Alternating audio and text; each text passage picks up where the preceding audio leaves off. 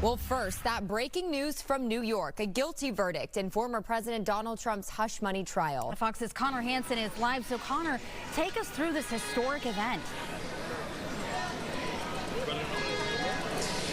Well, we've seen this tone shift so rapidly outside the courthouse. Former President Donald Trump just left a few minutes ago, and to say hearing the verdict this soon was a surprise is an understatement. That jury didn't even deliberate for 2 full days before they came to a verdict of guilty on all 34 felony counts of falsifying business records to cover up another crime, which is a felony when those two are connected.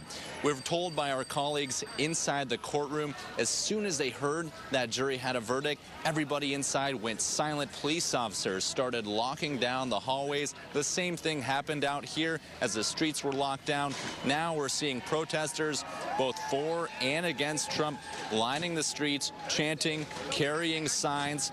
So again, this was only less than 2 full days for the jury. They had been asking questions, asking to hear the jury instructions again. We were told earlier today that they were going to wrap up court at 4:30. That signaled to everyone outside this was probably going to last another day or two at least. But then we heard they had a verdict. That did not bode well for former President Trump, according to some of the experts.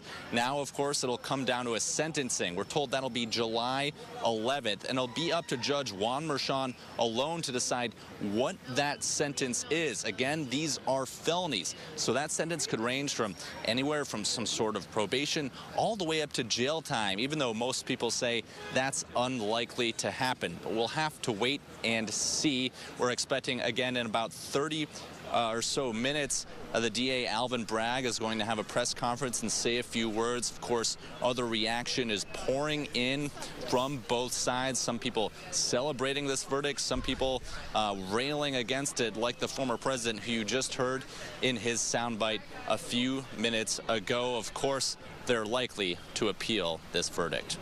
Well, Connor, it is very interesting to see and hear what's going on behind you. As you said, there were protests both for and against President Trump after this verdict came in. But my question to you, Connor, is how much time does the former president have to appeal?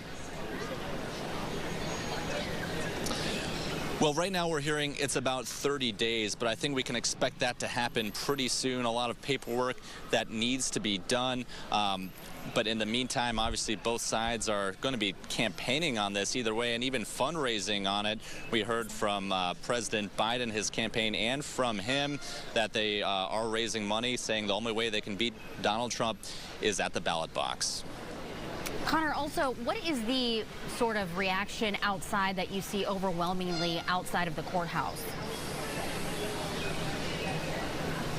Well, right off the bat, I have to tell you, we saw most of the people filling in actually celebrating this decision, although the entire time we've been here, we've seen a lot of supporters of Donald Trump. Even in the past few minutes here, we've seen kind of both sides even clashing a little bit, yelling at each other as you would expect. But while there is yelling, chanting, things like that, everything staying mostly peaceful, at least while we're standing, we've seen police flow into the area. Obviously, they've been prepared for this for a long time. They've been ready for this verdict to come out. So obviously hoping everything remains peaceful here in Lower Manhattan. Yeah, Connor Hansen reporting live for us tonight in New York. Thank you and stay safe.